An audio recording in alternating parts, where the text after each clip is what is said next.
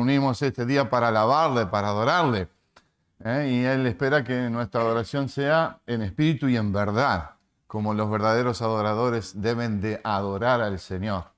Eso quiere decir que seguimos sus guías, su dirección en todas las cosas, nos regocijamos en Él, nos gozamos en Él y abrimos nuestro corazón al Señor y su palabra, ¿no?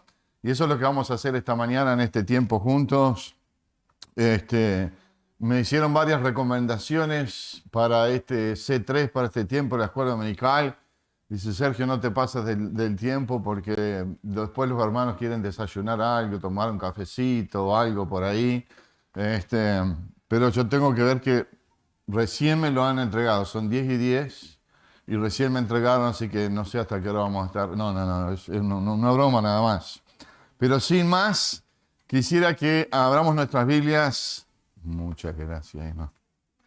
Quisiera que abramos nuestras Biblias a Apocalipsis capítulo 21. Apocalipsis capítulo 21.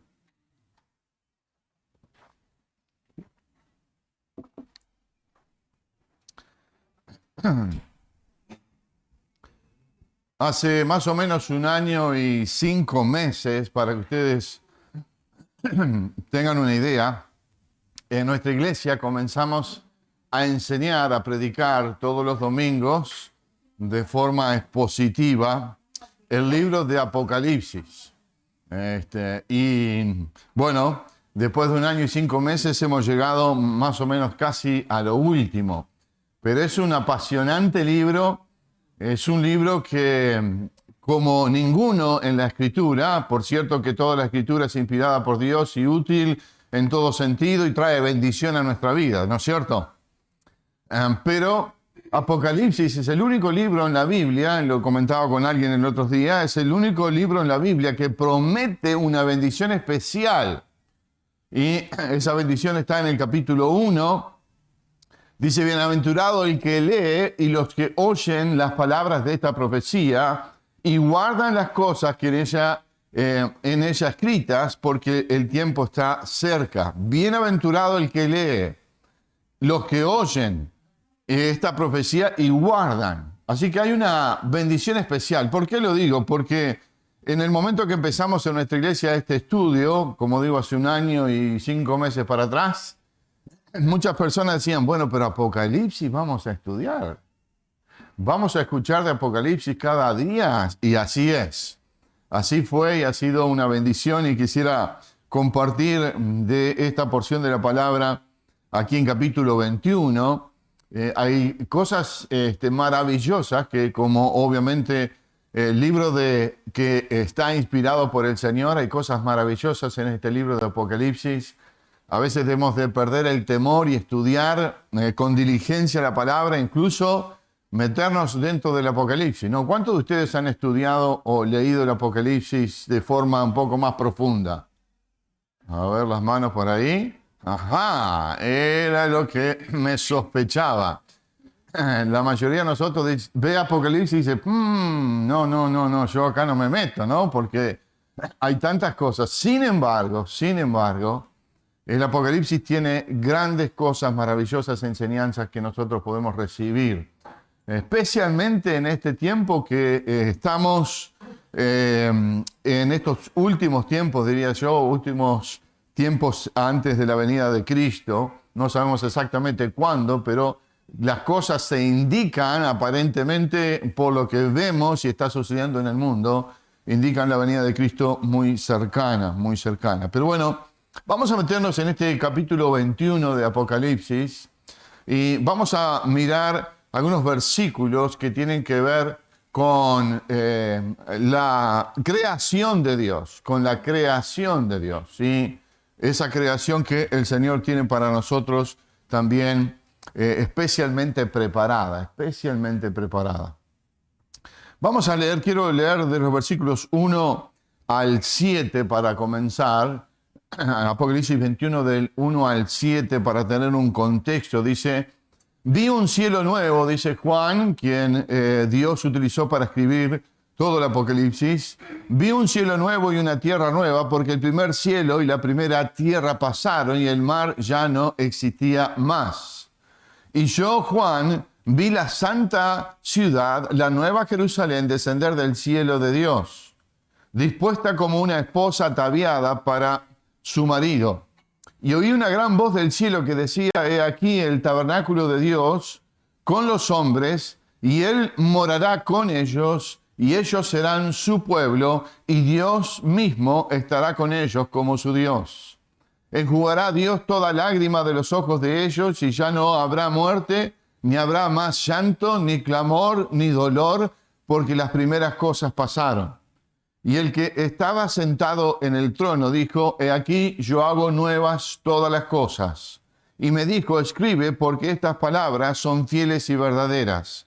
Y me dijo: hecho está. Yo soy el Alfa y el Omega, el principio y el fin. Al que tuviere sed, yo le daré gratuitamente de la fuente de agua de la vida. El que venciere heredará todas las cosas, y yo seré su Dios, y él será mi hijo. Vamos a leer hasta ahí y pedir al Señor su bendición.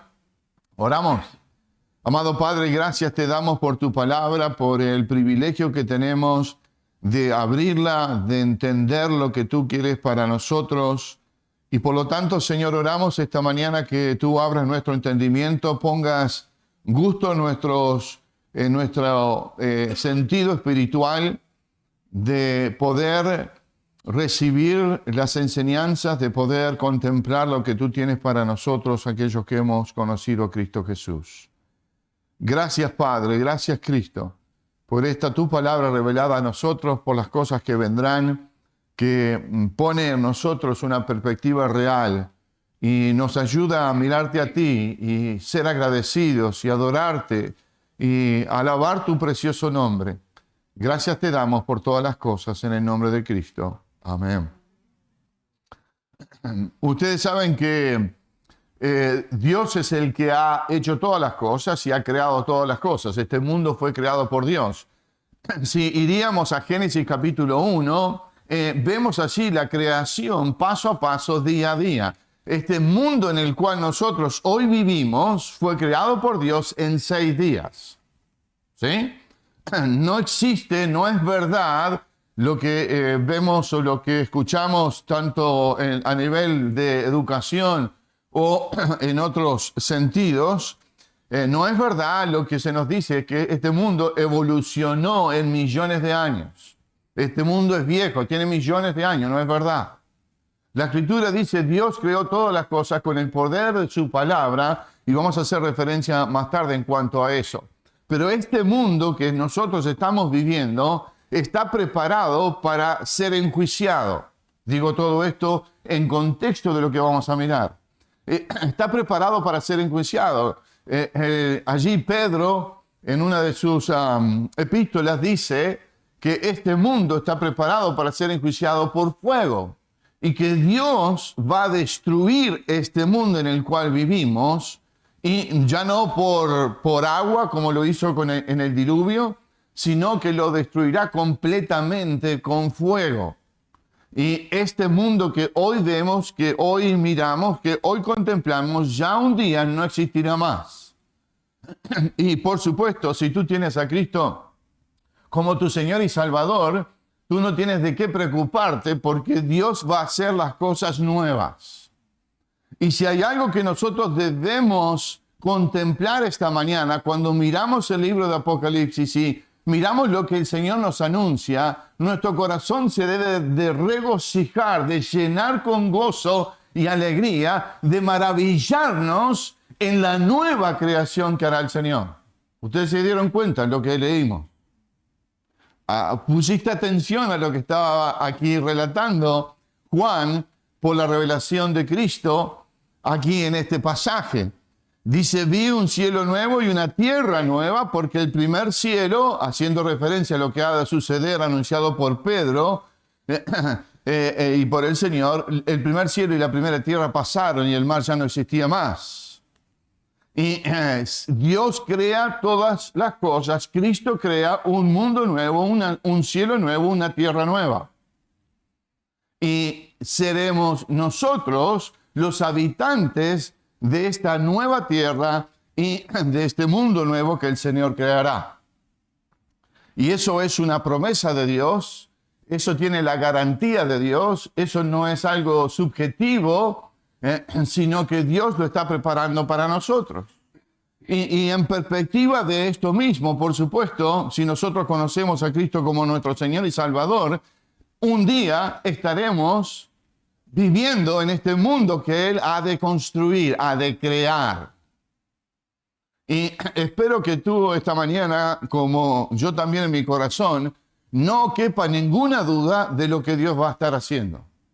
De lo que Cristo estará haciendo, dándonos este lugar precioso, este lugar maravilloso. ¿Se dieron cuenta ustedes que en versículo 4 nos dice que Él enjugará, Él sacará toda lágrima de los ojos nuestros? Ya no habrá muerte, ni habrá más llanto, ni clamor, ni dolor, porque las primeras cosas pasaron. Dios hace todas las cosas nuevas y nos coloca en este mundo que Él va a crear nuevamente y nos pone a nosotros en un lugar perfecto. No hay pecado, por eso habla este versículo 4 de todas las cosas que ya no existirán más. No habrá pecado, no habrá dolor, no habrá llanto, no habrá clamor, no habrá nada de las cosas que hoy conocemos en cuanto a las consecuencias del pecado. ¿Me siguen? Es por eso entonces que nosotros miramos este pasaje con una expectativa tremenda. Debemos de mirar este pasaje y poner nuestros ojos, como nos enseña el apóstol Pablo en el libro de Colosenses, que debemos poner nuestra mirada en los cielos, poner nuestra mirada en el Señor y no nosotros mismos, o este mundo que nos rodea. Y para eso es importante entonces que tú y yo tengamos una perspectiva de las cosas que vendrán, ¿entienden? Porque es muy fácil abocarnos a las cosas que nos pasan hoy, es muy fácil abocarnos a la lucha con la carne y con el pecado que tenemos en nuestra vida. Es muy fácil desalentarnos, desanimarnos cuando miramos al caos de este mundo en que vivimos. Guerras, sufrimientos, pestilencias, conflictos, inmoralidad, pero tremenda, y desalentarnos, desanimarnos. Dios va a hacer las cosas nuevas y eso es lo que nos espera a nosotros que conocemos a Cristo como nuestro Señor y Salvador. Ahora, miremos a este Cristo maravilloso creador, podríamos titularle a este pasaje, Cristo maravilloso creador. Y quiero que observemos algunas cosas que son importantes en cuanto a lo que hemos escuchado, lo que hemos visto. Hoy vamos a hablar entonces de, en primer lugar, dos sellos de autenticidad de su creación, dos sellos de autenticidad de su creación. Vamos a hablar también del testigo ocular en los versículos que todavía no hemos leído, eso está en los versículos 9 al 11, el testigo ocular de esta maravillosa creación.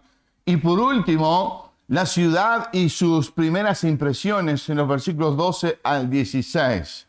Pero bueno, ¿están pronto? Estamos embarcados en un viaje ahora, ¿eh? Si estuviéramos en el avión, el piloto diría, bueno, más vale que abrochen los cinturones, porque vamos a despegar. Esto en cierta manera es lo que queremos hacer esta mañana, que tú y yo despeguemos de la realidad por un momento que vivimos aquí y pongamos nuestros ojos en las cosas que van a venir.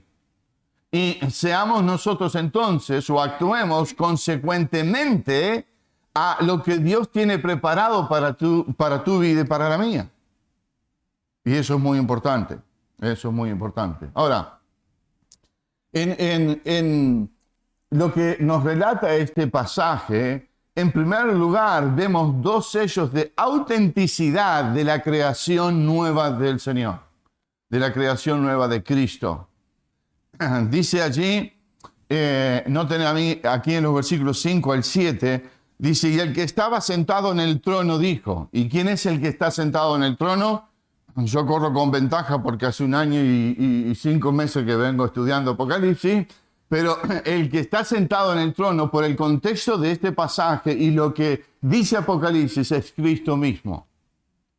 Y Dios le da al Señor Jesucristo el crear todas las cosas nuevas. Y esto no debe sorprendernos y ya vamos a ir a eso. Pero noten entonces estos dos sellos de autenticidad de su creación.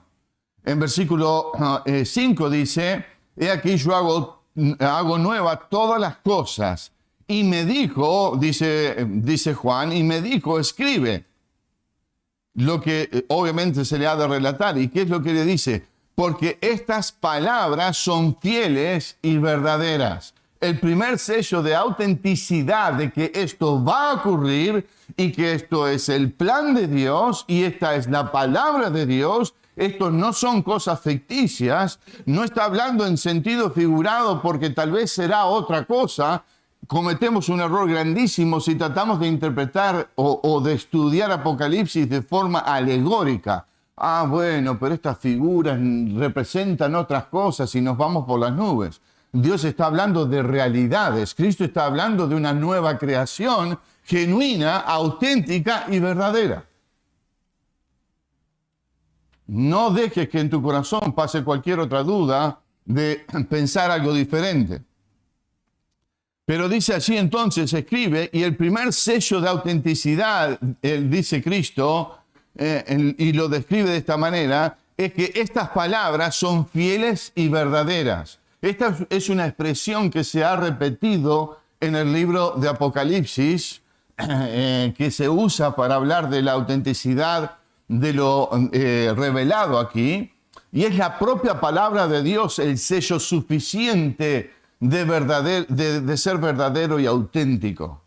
¿Qué está diciendo Cristo aquí?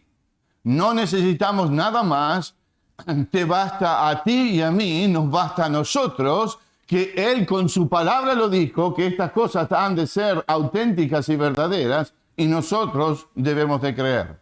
¿Me entienden? Y Él lo dice entonces, usando esta expresión, esta palabra es fiel y verdadera, es auténtica. Nada más se necesita, nada más es necesario. Solo su palabra, la cual es inerrante, no tiene errores, la cual es infalible y es suficiente. Por decir algunas cosas acerca de la palabra de Dios. Esto que tú tienes, o ya sea en tus manos o en el celular o donde sea que estés leyendo, esto que tú tienes delante de tus ojos es la mismísima palabra de Dios. Esto que tienes delante de tus ojos es lo que Dios ha establecido y es algo que no tiene equivocación, es infalible y es suficiente para tu vida y el desempeño de tu vida cristiana como la mía.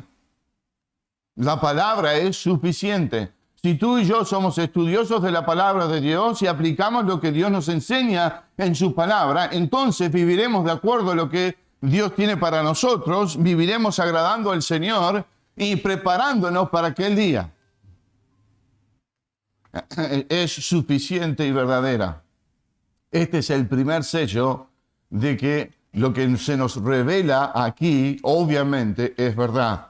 Esta expresión se encuentra, no lo vamos a mirar por falta de tiempo, pero si están anotando, esta expresión se encuentra en capítulo 19, versículo 9, y en el capítulo 22, versículo 6, como está tan cerca, sí lo voy a leer. En el 22, 6 dice, y me dijo, estas palabras son fieles y verdaderas. Vuelve a ser la reiteración, Cristo, que lo que se ha dicho en todo el libro, en todo Apocalipsis, es fiel y verdadero. Es fiel y verdadero. Ese es el primer sello.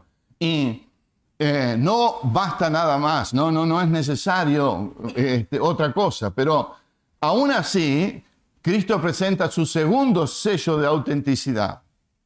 Y quisiera que miremos eso también. Rápidamente,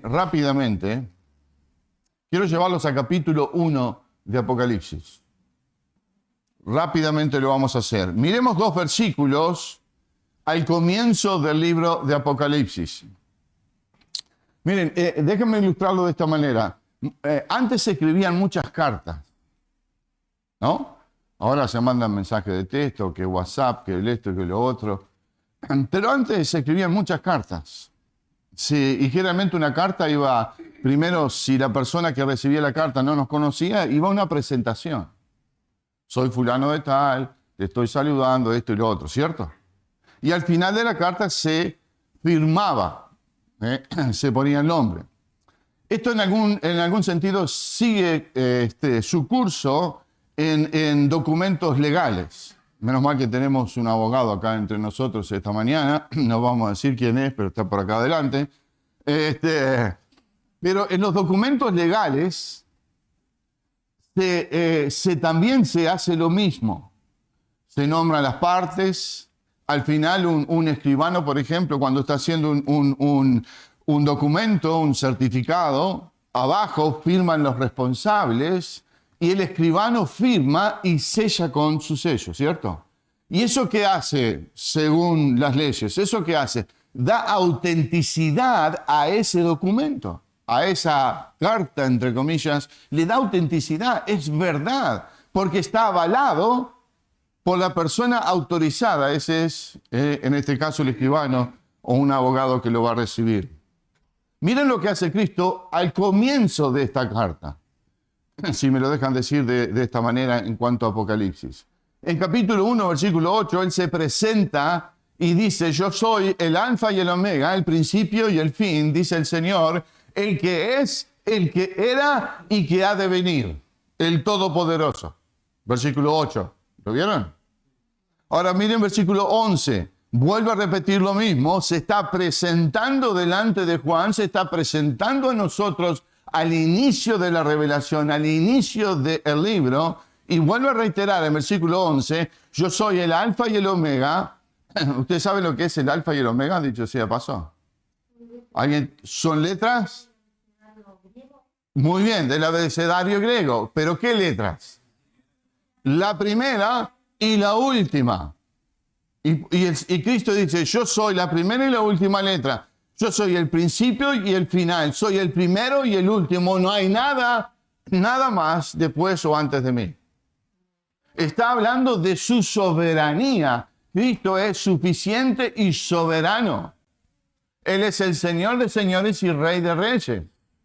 Entonces, cuando se presenta al principio de Apocalipsis, se presenta a sí mismo diciendo: yo soy el soberano.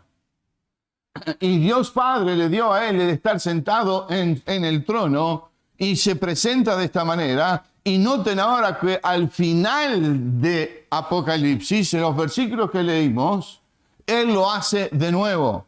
No solo en el versículo que leímos, en el versículo 6, diciendo las mismas palabras: yo soy el alfa y el omega, el principio y el fin. Pero noten ahora también en el capítulo 22 y versículo 13, al final mismo de toda esta revelación, dice, vuelve a decir: yo soy el alfa y el omega, el principio y el fin, primero y el último. ¿Qué está haciendo Cristo? Está autentificando que lo que aquí se ha escrito es verdad y poniendo su sello. ¿Me siguen? Eso es lo que Él está haciendo. Diciendo: estas palabras son fieles y verdaderas porque es palabra de Dios. Sello número 1. Sello número 2. Lo digo yo, que soy Dios, soy soberano Rey, soy el Salvador, soy el Señor de todas las cosas. Lo digo yo, que soy el Creador de todas las cosas, y nosotros debemos de creerlo. Sin lugar a ninguna duda. Él pone el sello de autentificar lo que aquí se está revelando. Ahora, volvemos a versículo 6. Y él dijo esto: hecho está. ¿Y a qué se refiere esta expresión hecho está? Si no es a lo anteriormente dicho. ¿Qué es lo que ha dicho? Se hará un cielo nuevo y una tierra nueva. Del cielo y de Dios descenderá la nueva Jerusalén. Y ya vamos a hablar de eso, no se preocupe. Pero del cielo y de Dios descenderá la nueva Jerusalén. Yo he hecho esto, hecho está. Hecho está. A ver si ustedes me sigan. Pensemos un poquito. Hay una expresión que decimos comúnmente, especialmente cuando oramos o cuando asentimos algo que se está diciendo en un culto, en una reunión, ¿no? ¿Cuál es? Amén. ¿Qué quiere decir la palabra amén? Que así sea, o es verdad, exactamente. Por eso cuando nos dirigimos al Señor en oración, oramos en el nombre de Cristo y estamos diciendo amén al final, porque estamos diciendo, Señor, lo que te estoy pidiendo, mis gratitudes, mis alabanzas en oración, mis peticiones a ti, deseo de corazón y por fe que se hagan así. ¿No es cierto? Esta expresión que aquí leemos, hecho está, no es amén. No es amén, porque el amén está de vuelta diciendo, yo en fe creo y pido que si está en tu voluntad estas cosas sucedan. ¿Sí? Pero esta expresión, hecho está, no es amén. No está diciendo, hágase así, que dice, hecho está. ¿Qué estoy diciendo? Excelente. Que ya lo hizo. Que ya lo hizo. Yo les dije que íbamos a ponernos el cinturón y despegar, ¿no? Piensen en esto. Este cielo nuevo y tierra nueva, esta nueva Jerusalén en la cual tú y yo viviremos, ya está hecha. Ya está hecha. ¿Y qué estoy diciendo con esto? Nosotros estamos limitados de tiempo y espacio, ¿no? ¿Cierto? La reunión hoy era a las 10. Algunos llegaron un poquito. No, bueno, no, dejémoslo ahí. La reunión era a las 10. Tenemos hasta tal hora, en fin. Los días, la semana, los años. Estamos limitados en tiempo. Y a veces nosotros vivimos como que Dios estuviera limitado en tiempo. ¿Está Dios limitado por el tiempo? No. No. Entonces, en el futuro que todavía nosotros no hemos llegado, pero sí Dios ha llegado, esta nueva Jerusalén, esta nueva creación ya está hecha. Ya está hecha. No tenemos que decir amén, hágase así. En este caso decimos, ya se hizo. ¿No es eso maravilloso? ¿No es algo extraordinario? Que Cristo te ofrece a ti por fe, si tú te arrepientes de tus pecados y crees en Él como único y suficiente Salvador, Él te ofrece a más de muchas cosas en el contexto de lo que estamos mirando. Cielo nuevo, tierra nueva y una nueva Jerusalén, una nueva ciudad, para que tú y yo vivamos. Estos son los sellos de autenticidad. ¿Y lo dice quién? Lo dice el Alfa y el Omega, Cristo Jesús. El que podríamos ir, no vamos a ir, no tenemos tiempo, pero si vas a Génesis capítulo 1, Elohim, Dios, y casi siempre lo limitamos, y en cierta forma está bien, pero que siempre lo limitamos a Dios Padre. Pero en el contexto de Génesis 1, ¿tú sabes que está allí toda la triunidad divina creando? Dios Padre, Dios Hijo y Dios Espíritu Santo. Y no tenemos tiempo, se lo puedo probar. Luego lean versículo 20 y algo en adelante de Génesis 1. Pero está Cristo creando también. Ahora, Dios Padre le ha dado la responsabilidad y el privilegio a su Hijo Cristo sentado en el trono, al Alfa y el Omega, al soberano sobre todas las cosas, a volver a crear con el poder de su palabra, creará de nuevo todas las cosas. Se dice que hay hermosos atardeceres en Carmelo, ¿no? Amén. Hermosos atardeceres en Carmelo. ¿Puedes pensar en esos hermosos atardeceres que has visto? ¿Puedes pensar en las hermosas montañas, en la nieve, en el frío, en el calor, en un desierto? ¿Puedes pensar en lugares tal vez donde vos has visto o tú mismo o has visto por otros medios visuales? Te puedo poner en un hermoso paisaje que para algunos de ustedes será una cosa, para otros otra.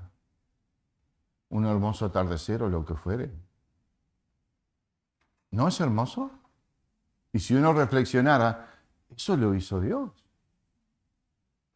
Pero quiero que pienses en esto.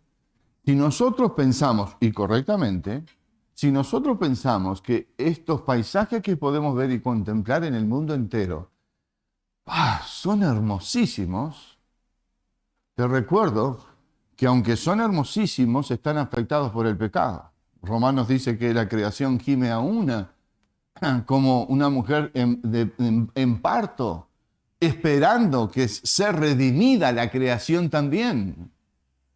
Esta creación que fue afectada por el pecado de Adán y Eva y por nuestro pecado, estamos nosotros disfrutando, sí, maravillándonos, sí, de una creación hermosa, pero te quiero decir, no se va a comparar a esta creación. No se va a comparar. Nosotros no conocemos con nuestros ojos oculares una creación perfecta. ¿Quiénes fueron los únicos que conocieron esa creación perfecta? Adán y Eva.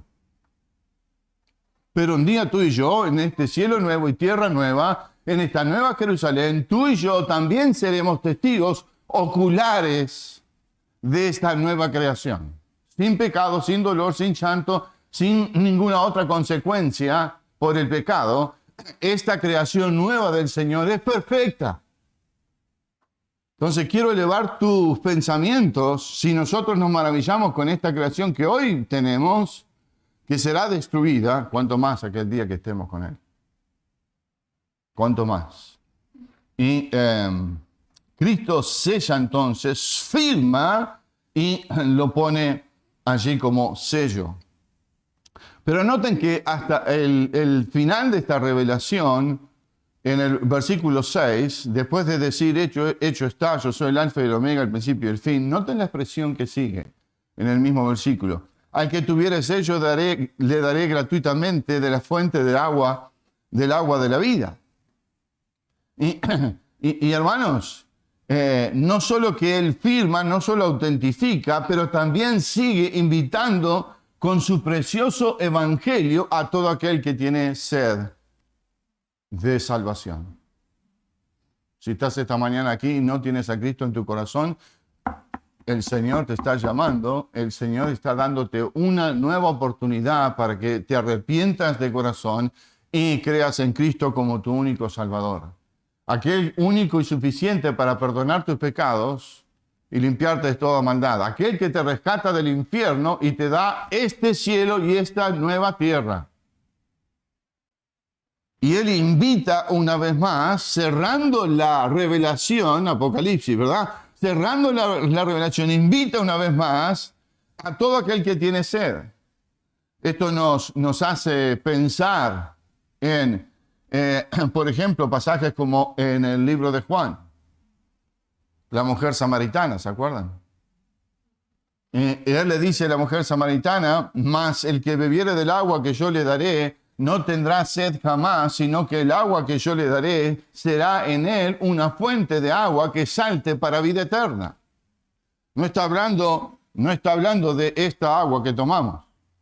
Está hablando de él como un simbolismo de la sed espiritual que tenemos todos los hombres que estamos en Cristo.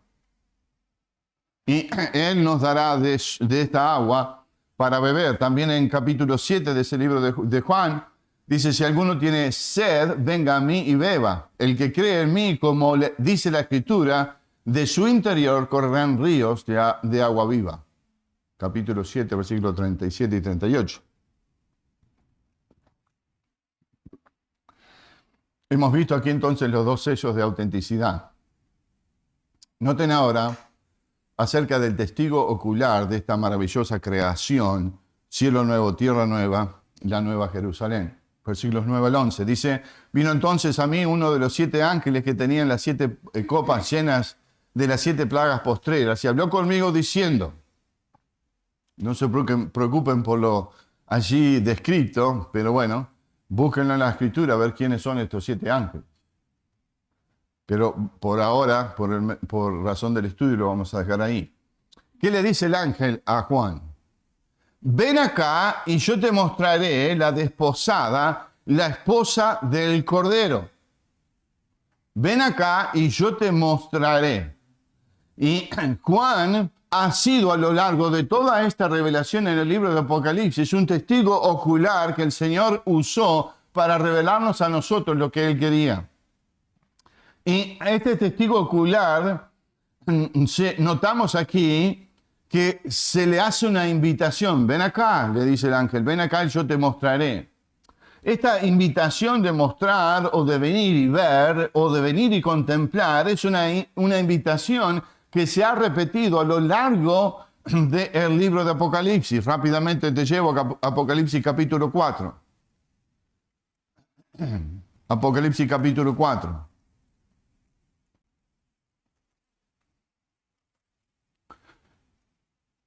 Nota algunas cosas, sé que estoy yendo rápido, pero ustedes quieren comer el desayuno, así que ese es el problema. No. Noten versículo 1 de capítulo 4. Después de esto miré, dice Juan. Después de esto miré y aquí hay una puerta abierta en el cielo y la primera voz que oí como de trompeta. Noten lo que dice. Después de esto miré. En ese mismo versículo más adelante, dice en el versículo 1 del capítulo 4, dice, sube acá y yo te mostraré las cosas que sucederán después de estas. En el versículo 4 dice, y vi, dijo Juan, y vi. Si saltamos a capítulo 5, versículo 1, dice, y vi en la mano derecha del que estaba sentado en el trono. Y en versículo 2 dice, y vi a un ángel fuerte que pregonaba.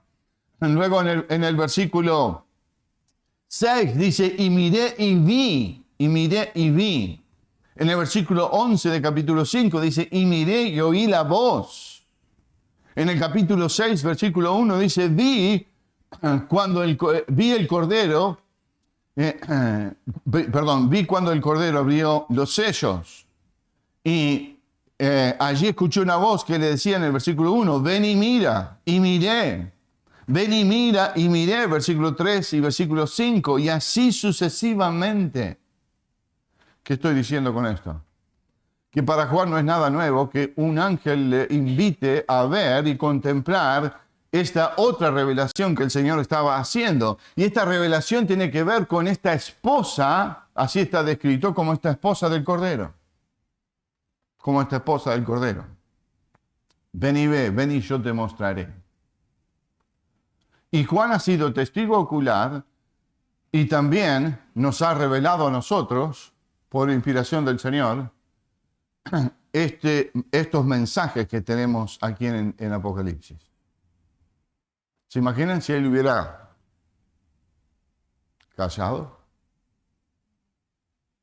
Obviamente que ni lo pensamos porque no podía ser.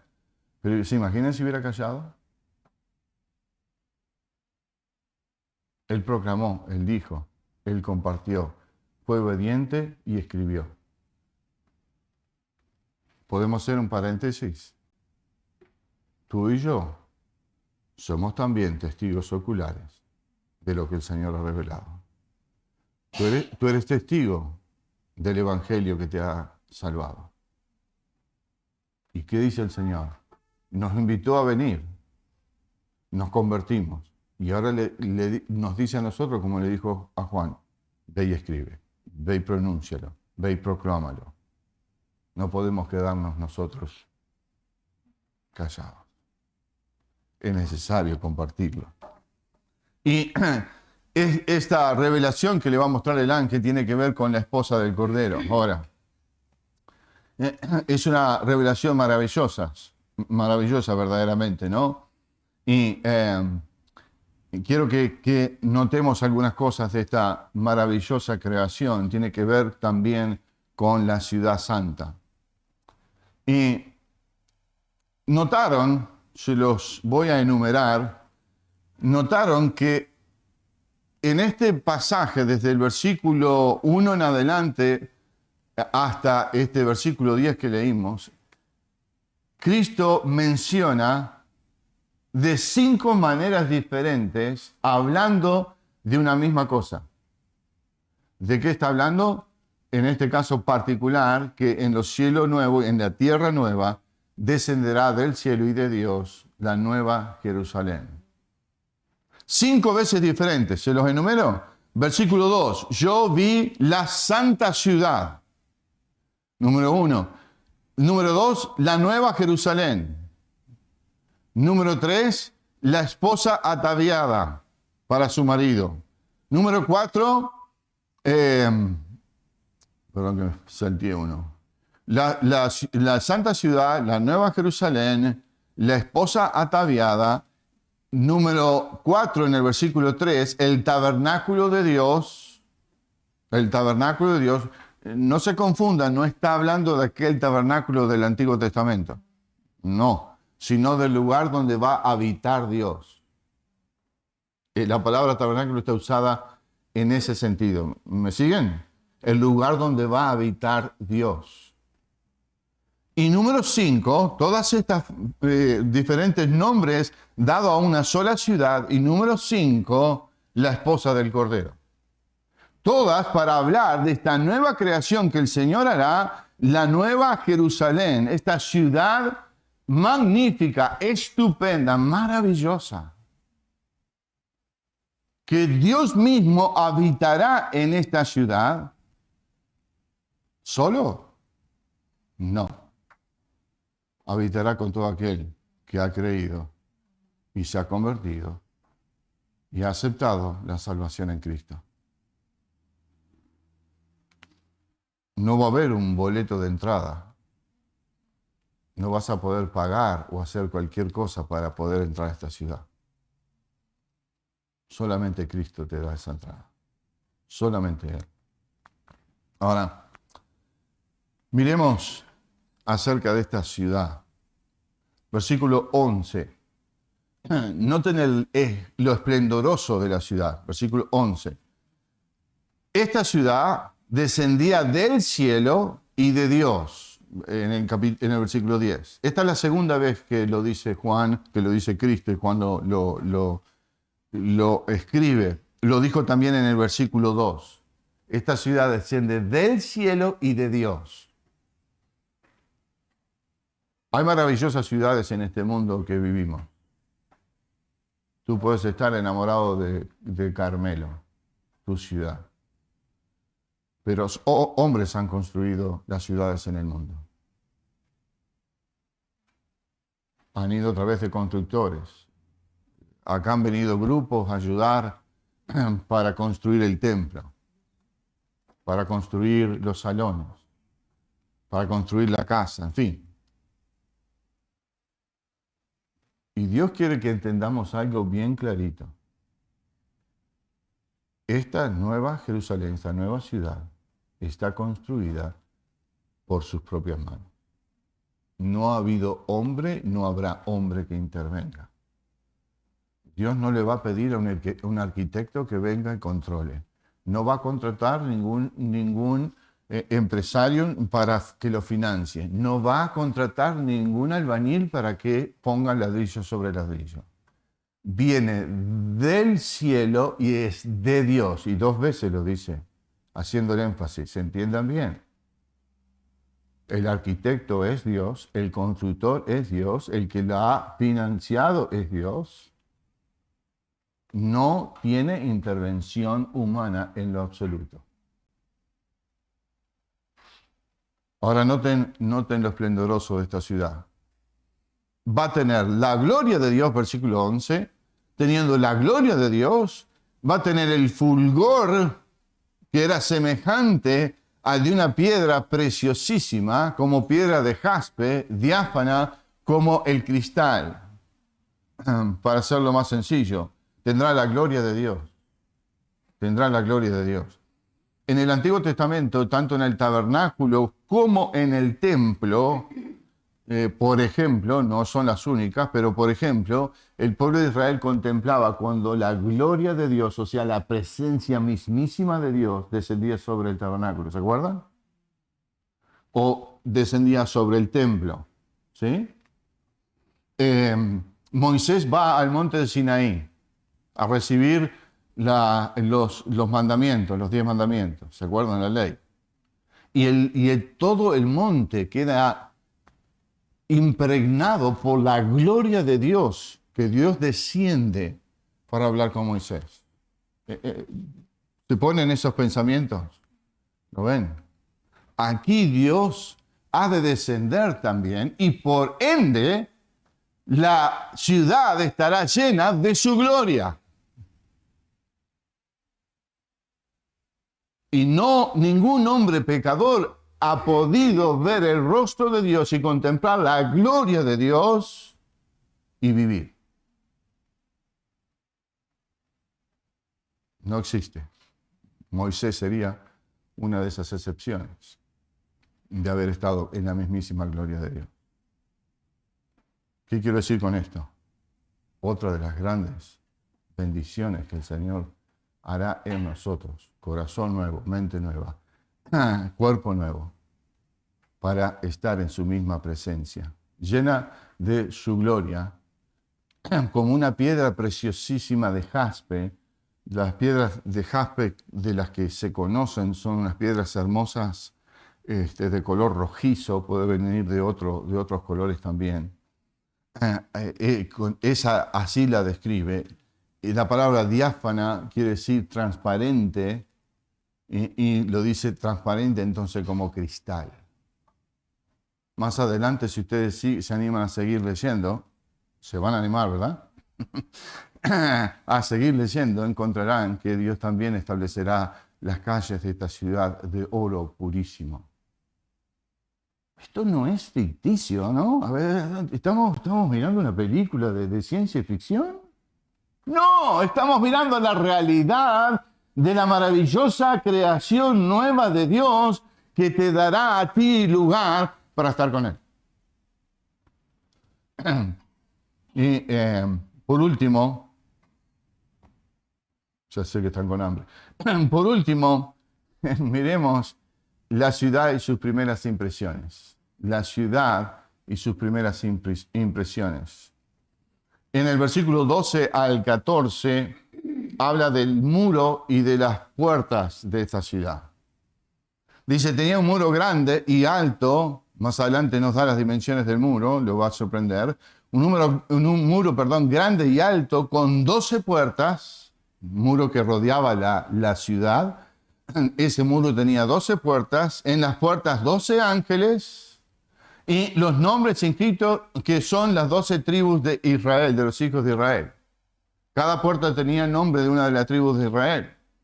En versículo 13, 3 puertas a cada lado, apuntando a los lados de tanto sur, norte, este u oeste.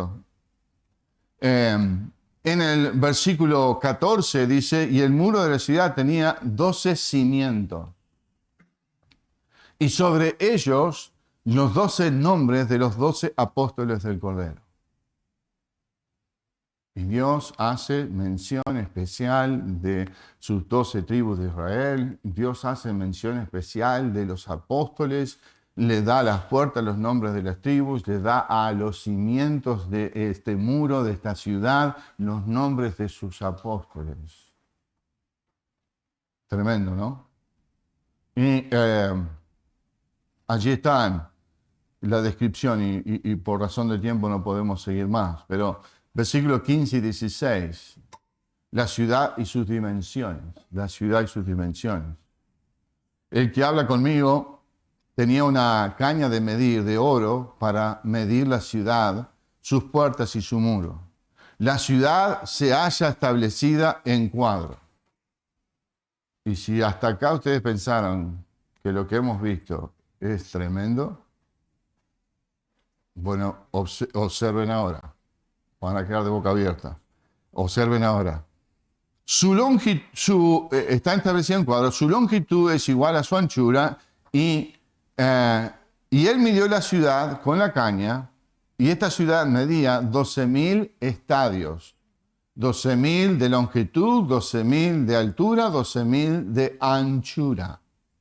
Todos ellos son iguales, 12.000 estadios. La palabra estadios no está haciendo referencia a un estadio de fútbol o a un estadio atlético. No es eso. La palabra estadio era una medida lineal que se utilizaba en aquel tiempo. cotejando varias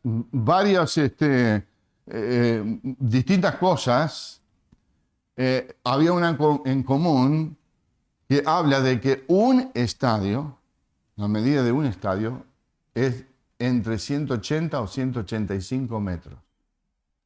Un estadio, 180 o 185 metros. Y cada lado de la ciudad mide 12,000.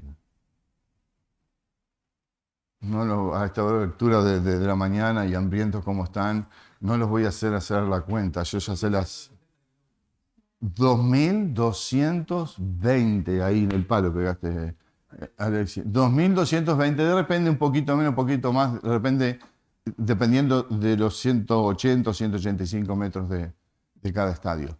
2,000, ¿escucharon bien? 2,220 kilómetros de largo, de ancho y de altura.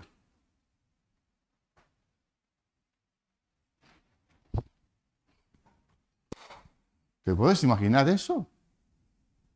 2,200. Si uno va de Montevideo a Rivera, hay más o menos 500 kilómetros. Así que si tomás esa longitud de Uruguay, de sur a norte, tenés que ponerlo 4 veces .44, así casi que 4 veces y media el largo de Uruguay. Cada lado de esta ciudad. 2,220 kilómetros.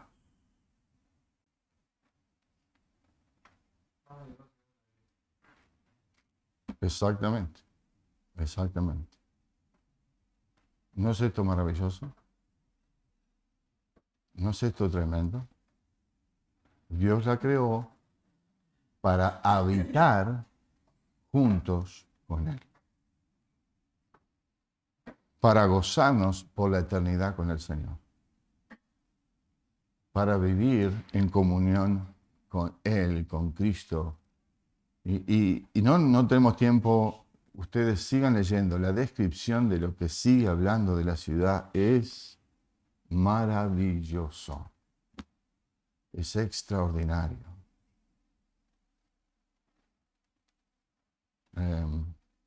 ¿Eso significa que la humanidad no va a estar por allí? No, solamente los salvos. Solamente los salvos. Sí. Solamente los salvos. Sí. Sí. Es tremendo, ¿no? Eso tiene el Señor preparado para ti y para mí. ¡Wow! ¡Amén! Hecho está. Hecho está. El Señor les bendiga. Y bueno, volvamos en un ratito. Gracias.